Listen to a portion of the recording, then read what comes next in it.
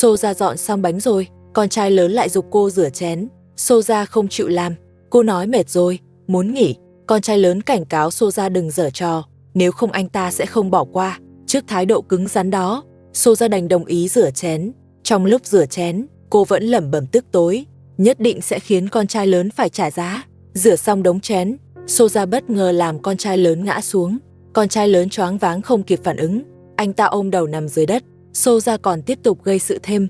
Sau đó cô lại quay sang bắt nạt Lashima, rồi cảnh cáo Lashima, sau này cô mà còn đối đầu với tôi thì sẽ giống như con trai lớn đó. Soja thật sự quá đáng.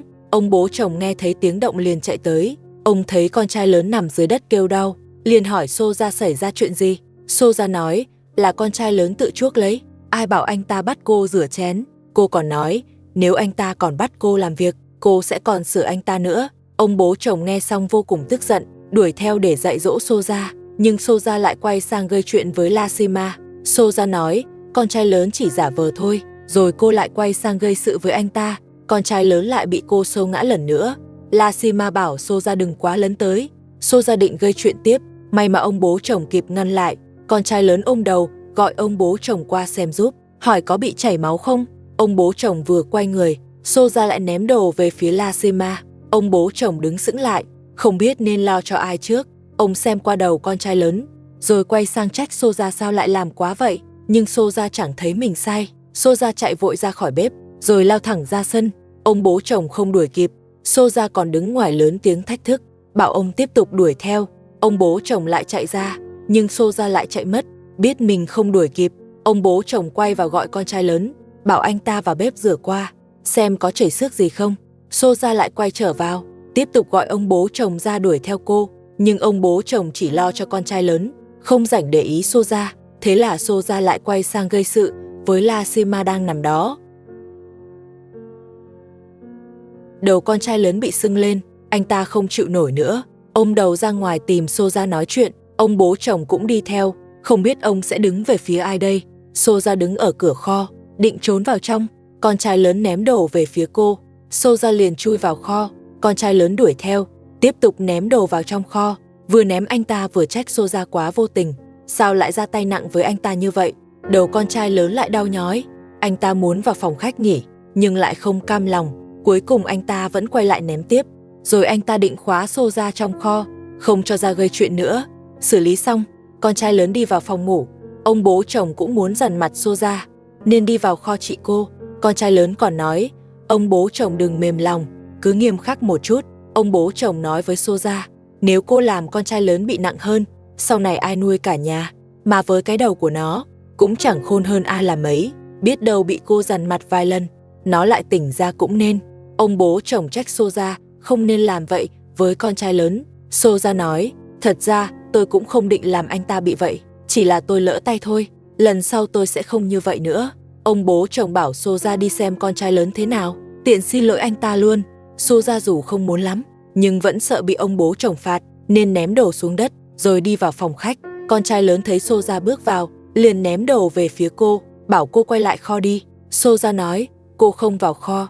Cô còn nói, đáng lẽ Lashima mới phải ở trong kho. Con trai lớn nói, cô lúc nào cũng muốn đối đầu Lashima đúng không? Nghe đây, cái kho đó là dành cho cô, không phải Lashima. Lúc này đầu con trai lớn lại đau, anh ta bảo ông bố chồng đuổi Soja đi, anh ta không muốn nhìn thấy cô nữa. Ông bố chồng đuổi Soja ra ngoài, bảo cô về đúng cái kho của mình. Soja hỏi, khi nào tôi mới được ra khỏi kho?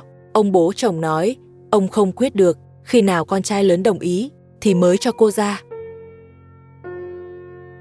Con trai lớn tìm ba mẹ chồng than phiền, nói đầu mình bị Soja làm sưng lên.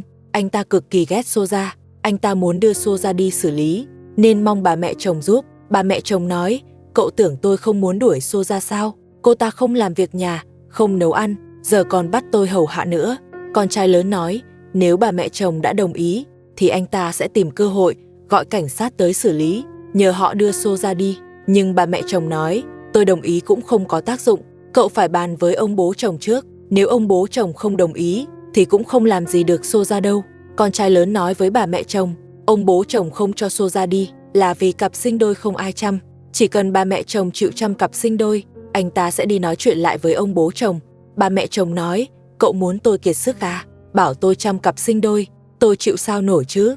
Con trai lớn nói, chẳng lẽ cứ nhìn Soja ở nhà quậy phá mãi sao? Dù sao tôi đã quyết đuổi cô ta đi rồi, bà có giúp hay không, tôi vẫn sẽ làm như vậy. Nói xong con trai lớn cầm chổi dọn sân, ba mẹ chồng cũng bận trong kho nhóm lửa làm bánh. Chắc ba mẹ chồng hối hận lắm, nếu có vợ cả ở đây thì đâu tới lượt bà phải nấu nướng. Ông bố chồng ngồi trong phòng khách, nhìn cặp sinh đôi chơi dưới đất, còn Soja vẫn trong phòng, ôm một đứa ngủ ngon lành. Con trai lớn dọn xong sân, lại vào bếp rửa ấm chén. Anh ta đun nước pha trà cho ông bố chồng. Pha xong, anh ta bưng ra cho ông bố chồng, rồi nói ra suy nghĩ của mình. Anh ta muốn nhờ người tới đưa Soja đi xử lý.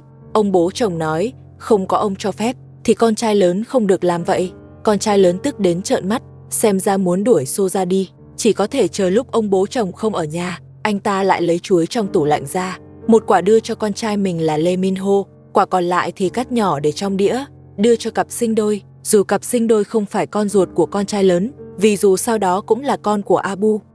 Đúng là quá tốt rồi. Cuối cùng con trai lớn cũng quyết tâm, gọi người tới đưa Soja đi. Anh ta gọi điện cho cảnh sát, bảo họ tới ngay. Cúp máy xong, ANH ta đem tin vui này nói cho Soja biết, nói rằng người ta sắp tới đưa cô đi rồi. Soja giả vờ thờ ơ, bảo con trai lớn tránh ra, cặp sinh đôi đói rồi, cô phải đi lo cho chúng, bảo anh ta đừng cản đường. Soja đi vào phòng khách, lại cố tình đá vào người Lasima một cái, rồi chạy thẳng vào phòng mình. Con trai lớn kéo Soja ra khỏi phòng, nói với cô, mọi thứ của cô tới đây là hết rồi, trước khi người ta tới, cô mau thu dọn đồ đi, kẻo lát nữa không kịp. Soja thấy anh ta làm thật, liền nói với con trai lớn, dù họ có tới, tôi cũng không đi theo đâu, tôi có làm sai gì đâu, họ cũng chẳng có bằng chứng bắt tôi. Soja vẫn nghĩ mình sẽ thoát được, nhưng lần này cô nhầm rồi, vì con trai lớn đã có bằng chứng trong tay. Con trai lớn nói với Soja, khi cô vào đó rồi thì sẽ phải làm việc liên tục, nếu còn lười biếng, sẽ có người tới dạy cô. Soja nói, ông bố chồng sẽ không bỏ mặc cặp sinh đôi, không ai chăm đâu. Thế thì mọi thứ con trai lớn làm sẽ vô ích, còn khiến họ phải chạy tới một chuyến.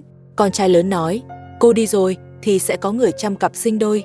Hơn nữa cô lo cho mình trước đi, hôm nay ông bố chồng không có nhà, nên tôi mới gọi người tới. Dù ông ấy có về không thấy cô, thì cũng muộn rồi.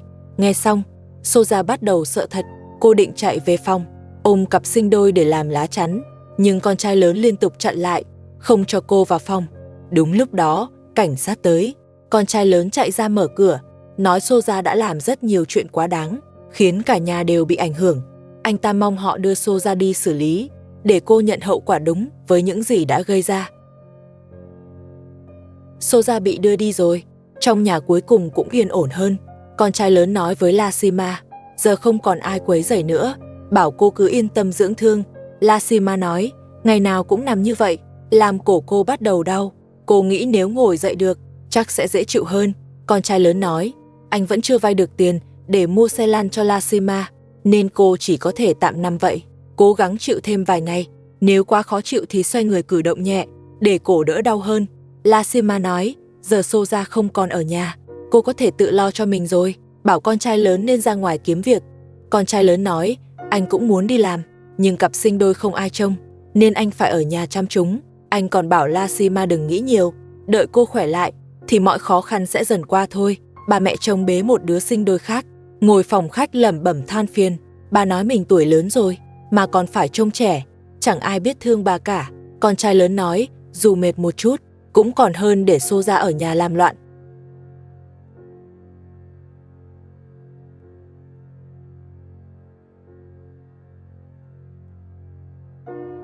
Ông bố chồng ngủ ngoài qua đêm, hôm nay cuối cùng cũng về. Ông gặp Lasima, liền hỏi hôm nay thấy thế nào.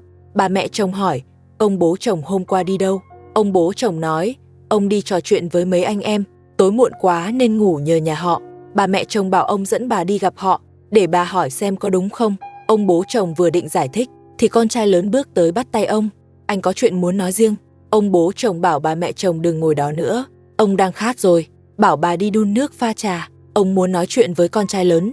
Bà mẹ chồng đành đứng dậy vào bếp. Con trai lớn ngồi cạnh ông bố chồng rồi nói, hôm qua lúc ông không có nhà, Soja lại gây chuyện, anh chịu hết nổi nên đã gọi cảnh sát tới, và người ta đưa Soja đi rồi. Ông bố chồng hỏi, chuyện lớn vậy sao không nói với tôi? Con trai lớn nói, hôm qua không tìm thấy ông, nên không kịp báo. Anh mong ông bố chồng ủng hộ mình. Ba mẹ chồng không đun nước pha trà, mà lấy luôn nước lạnh đưa ông uống. Con trai lớn khó chịu vì ông bố chồng quá độc đoán, nên nói anh muốn ra ngoài kiếm việc. Anh nói với La Sima, đợi kiếm đủ tiền sẽ mua xe lăn cho cô. Ông bố chồng chê con trai lớn hèn nhát, gặp khó là chỉ biết né tránh. Con trai lớn nói, anh chưa từng thấy người lớn nào như ông bố chồng, chỉ nghĩ cho mình, không nghĩ cho ai khác. Nếu ông không chịu trông cặp sinh đôi, thì anh cũng không trông nữa. Anh muốn rời đi, sống thoải mái tự do. Bà mẹ chồng bảo anh đừng đi, nếu anh đi rồi, mọi việc chăm cặp sinh đôi sẽ đổ lên đầu bà. Con trai lớn nói, điều anh muốn nhất bây giờ là tìm việc kiếm tiền, rồi mua xe lăn cho La Sima, để La Sima sớm hồi phục. Ông bố chồng mắng con trai lớn bất hiếu. Ông với bà mẹ chồng đều già rồi, mà anh chẳng thèm để ý. Ông nói, ông chưa từng thấy đứa con nào ích kỷ như anh. Con trai lớn đáp, ông bố chồng chỉ biết nghĩ cho mình, nhà thì có sẵn, vậy mà lại để Maria ở miễn phí. Anh thật sự chịu không nổi, nên anh quyết định rời đi. Ông bố chồng bảo anh đi luôn, vĩnh viễn đừng quay về.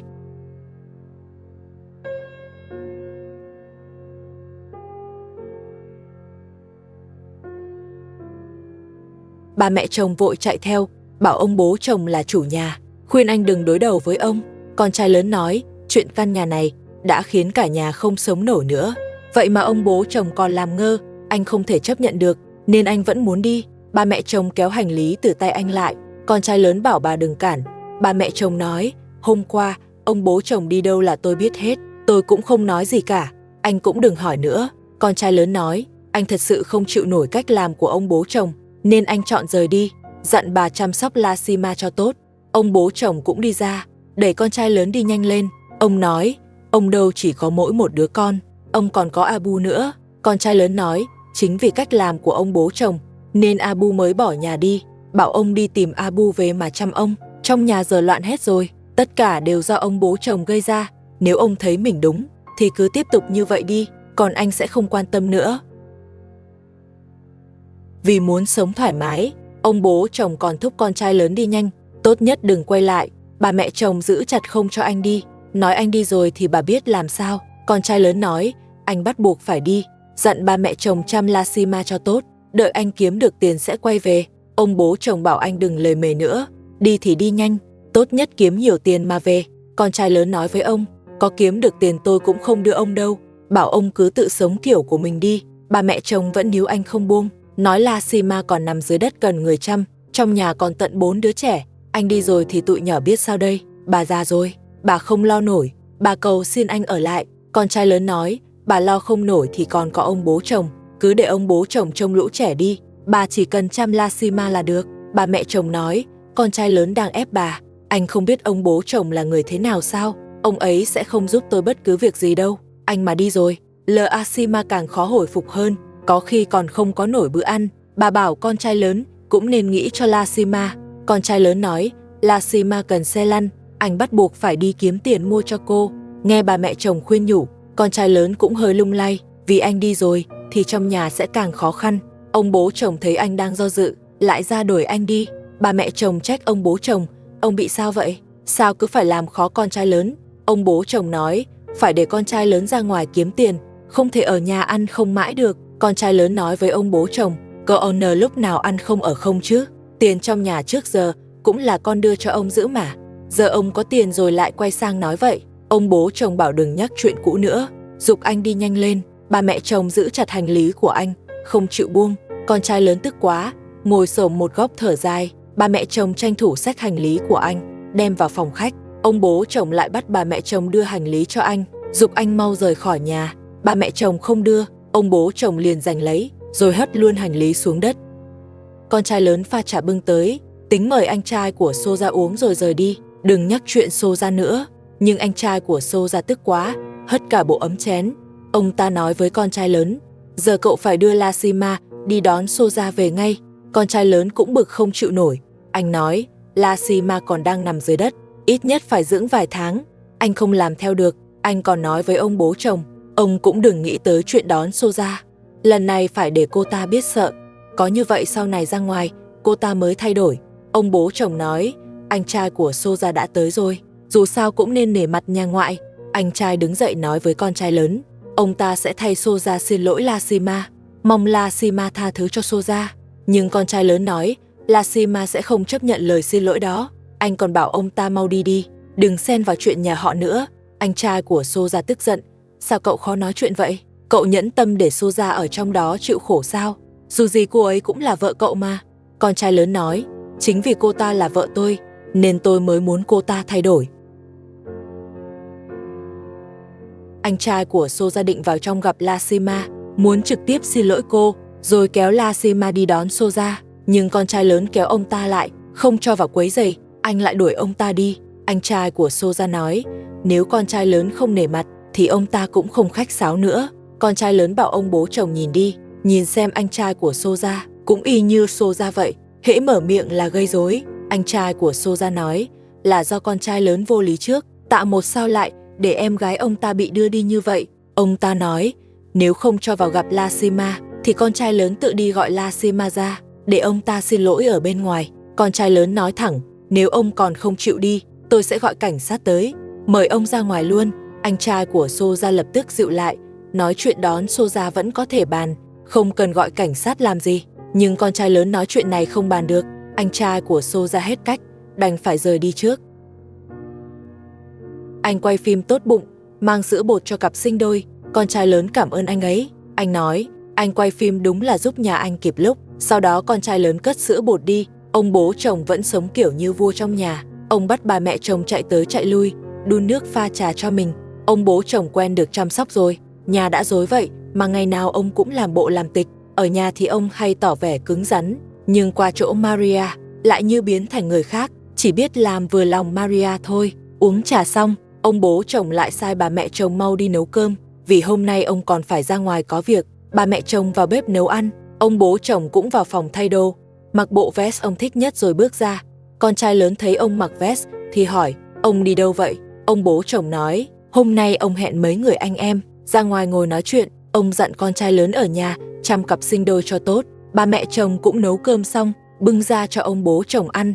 Cuộc sống của ông bố chồng đúng là thoải mái, nhà có rối thế nào cũng không cản được ông ra ngoài đi chơi. Ăn xong, ông bố chồng còn bảo con trai lớn đỡ Lashima tập đi. Con trai lớn nói, chân Lashima vẫn còn đau, sợ có thể đi được. Ông bố chồng nói, con trai lớn chẳng phải muốn ra ngoài kiếm tiền mua xe lan cho Lashima sao? Vậy sao không đi nữa? Con trai lớn nói, anh cũng muốn đi, nhưng anh lo mình đi rồi, Lashima sẽ không có bữa ăn đàng hoàng. Bà mẹ chồng vội cắt ngang lời anh. Bà bảo con trai lớn tuyệt đối đừng đi làm lúc này, vì bà không thể lo nổi 4 đứa trẻ và cả Lashima. Lashima nói, cô không cần bà mẹ chồng chăm nhiều, chỉ cần nhớ mang cơm cho cô là được. Ông bố chồng nói, Lashima đúng là hiểu chuyện, giờ nhà đang khó khăn, nên càng phải để con trai lớn đi kiếm việc. Bà mẹ chồng nói thẳng, bà sẽ không đồng ý để con trai lớn rời đi. Nói xong bà ra ngoài làm việc khác. Ông bố chồng bảo con trai lớn đừng nghe bà mẹ chồng nói, Lashima tự lo được cho mình, cứ yên tâm đi làm đi. Ông còn nhắc con trai lớn, nuôi mấy đứa nhỏ cũng tốn tiền lắm, con phải tính lâu dài, giờ cứ ra ngoài làm việc đi, nếu kiếm được tiền, không chỉ mua xe lăn cho Lashima, mà còn mua đồ ngon cho bọn trẻ nữa. Ông bố chồng liên tục giục anh ra ngoài kiếm việc, nhưng con trai lớn vẫn lo cho Lashima. NN quyết định để một thời gian rồi tính tiếp. Ông bố chồng nổi giận, lại nói anh ăn không ngồi rồi, chỉ biết ở nhà hưởng sướng, ăn của nhà dùng của nhà, mà chẳng chịu đóng góp gì, còn không bằng Abu nữa. Ông còn nói, giá như lúc trước giữ Abu ở lại. Con trai lớn hỏi thẳng, con đi rồi, ai lo Lashima thì ai làm việc nhà? Ông bố chồng nói anh chỉ viện cớ vì lười.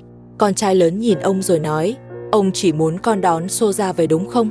Con nói luôn là con không đồng ý. Ông bố chồng nói, không đón Soja về thì việc nhà con tự làm hết đi, tôi không quản nữa. Ông bảo ông còn có việc, rồi quay lưng đi luôn.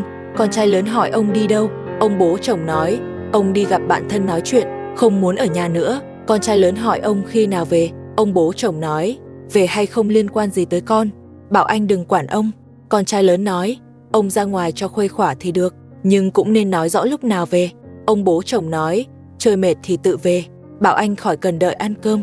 Mọi người nghĩ ông bố chồng sẽ đi đâu? Ông thật sự đi gặp bạn tâm sự sao? Ai mà tin được. Ông bố chồng đi rồi. Con trai lớn đến bên Lashima. Anh nói, ông bố chồng cứ muốn đuổi anh đi, nhưng anh lại không nỡ bỏ cô lại. Anh chỉ mong cô nhanh khỏe, rồi anh sẽ đưa cô rời khỏi đây, không cần ở nhà chịu ấm ức nữa. Lassima nói, cô cũng muốn đi, nhưng phải đợi cơ thể hồi phục đã. Cô bảo con trai lớn cố nhẫn nhịn thêm vài hôm. Con trai lớn nói, vì Lassima và bọn trẻ, anh sẽ chịu đựng được. Anh bảo cô cứ nghỉ ngơi cho tốt, còn anh đi dọn dẹp nhà cửa, kẻo ông bố chồng về lại gây chuyện. Chăm Lassima xong, con trai lớn bắt đầu dọn bếp, rồi lau cửa sổ. Giờ trong nhà việc gì cũng một tay anh làm, ba mẹ chồng cũng chẳng biết đi đâu mất. Dọn xong, con trai lớn lại mang quần áo bọn trẻ ra giặt. Bên phía Abu, anh ấy đã biết phụ vợ cả làm việc rồi. Anh quay phim đến thăm vợ cả, còn đặc biệt mang tặng cô một bộ đồ mới. Vợ cả vui lắm, cô cảm ơn anh quay phim. Abu cũng cảm ơn sự hào phóng của anh ấy. Nhìn là thấy, anh quay phim khá quan tâm vợ cả, thỉnh thoảng lại mang đồ tới cho cô. So với nhà ông bố chồng, anh ấy ít qua hơn nhiều. Abu đưa chăn đã gấp gọn cho vợ cả, bảo cô mang vào phòng ngủ, tiện thể thay luôn bộ đồ mới. Vợ cả thay đồ xong bước ra, thì Abu đã bắt đầu pha trà. Nhìn ra được Abu cũng đã khác trước. Lúc uống trà, Abu nói với vợ cả, giờ cô về rồi, cũng có người trông bọn trẻ, anh định ra ngoài tìm việc làm. Bảo vợ cả cứ yên tâm ở nhà chăm con. Vợ cả bảo Abu cứ yên tâm đi làm, giờ bọn trẻ cũng lớn hơn rồi, giờ chỗ nào cũng cần tiền cả, vợ cả sẽ chăm bọn trẻ thật tốt. Không biết vợ cả đã làm hòa với Abu chưa, nhưng nhìn cách Abu bây giờ, một người làm hòa chắc cũng sớm thôi, chỉ cần Abu đừng quậy nữa là được.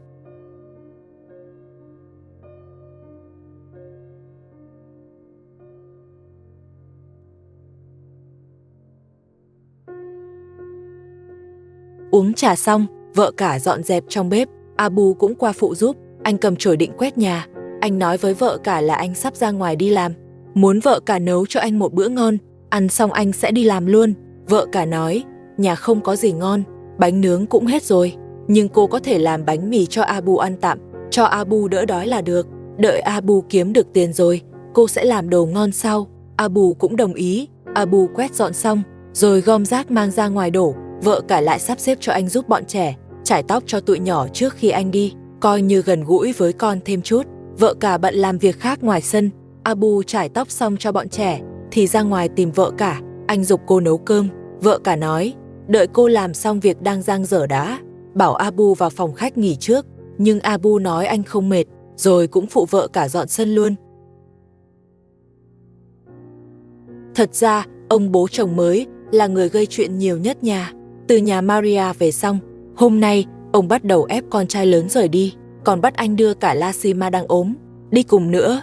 Con trai lớn hỏi ông bố chồng hôm nay sao vậy? Ông nỡ để họ ra ngoài chịu khổ à? Ông bố chồng nói, con trai lớn cưới vợ có con rồi, tờ hờ nên ra ở riêng và tự lo lấy, không thể cứ bám ở nhà mãi. Con trai lớn nói, ông bố chồng lú lẫn rồi sao? Sao lại nói vậy? Trước đó vì không ai chăm ông còn gọi điện kêu anh về. Lúc ông bị Soja đuổi ra ngoài, anh đã tìm đủ cách đón ông về. Ông bố chồng nói, chuyện đó qua rồi, giờ trong nhà không cần anh nữa, anh nên giống Abu, rời khỏi nhà đi, kẻo Abu quay về lại nói ông thiên vị. Con trai lớn nói với ông bố chồng, nếu U muốn anh và Lassima đi, thì ông cũng nên trả lại số tiền trước đây đã lấy của anh, ít nhất anh còn thuê được chỗ ở. Ông bố chồng nói, số tiền đó là con trai lớn phải đưa cho ông, vì anh phải lo cho ông tuổi già. Nếu con trai lớn không lo, thì ông sẽ thuê người chăm sóc, rồi bắt con trai lớn trả tiền, để người đó chăm ông luôn. Nhìn vậy là hiểu rồi, không chừng ông bố chồng muốn gọi Maria về, làm người chăm ông cũng nên. Con trai lớn hỏi ông bố chồng, hôm qua có phải ông qua gặp Maria không? Maria lại bày thêm âm mưu gì rồi à? Ông bố chồng nói, ông muốn gặp ai thì gặp, con trai lớn không có quyền quản. Nếu con trai lớn không muốn đi, thì ra ngoài làm kiếm tiền, rồi đưa tiền sinh hoạt cho ông. Con trai lớn nói, anh không đi được, anh phải ở lại chăm Lassima, với lại anh chưa từng thấy ai bắt con trai phải nộp tiền sinh hoạt như vậy cả. Ông bố chồng nói, ông hết tiền thì con trai lớn phải lo. Con trai lớn bảo ông nhìn anh đi, giờ anh đã đủ khổ rồi. Nhưng ông bố chồng nói, anh khổ hay không chẳng liên quan, trời lạnh rồi, ông cần mua áo bông. Tóm lại, nếu con trai lớn không đưa Lassima đi, thì phải đưa tiền cho ông. Con trai lớn nói thẳng, anh không đưa Lassima đi, cũng không có tiền đưa ông bố chồng. Nếu ông bố chồng ép quá, anh sẽ để hàng xóm biết chuyện ông cứ đòi tiền. Ông bố chồng tức quá cầm dép lên, bảo con trai lớn mau đưa Lassima rời khỏi nhà. Con trai lớn vỗ đầu mình nói, muốn đánh thì đánh vào đây đi, vì anh thật sự hết cách rồi. Anh cũng muốn mình bị thương một chút, để được nằm ngoài phòng khách nghỉ ngơi. Cách này lại khá hiệu quả. Ông bố chồng cũng bí luôn. Cuối cùng ông ném dép xuống rồi bỏ đi.